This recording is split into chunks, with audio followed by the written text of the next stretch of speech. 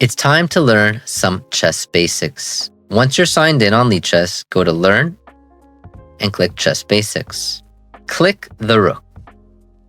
We're going to learn how each piece moves and how each piece captures. Let's go. In this first example, the Rook has a green arrow already telling us what we should do. We're going to click on the Rook and drag it all the way up to capture the star.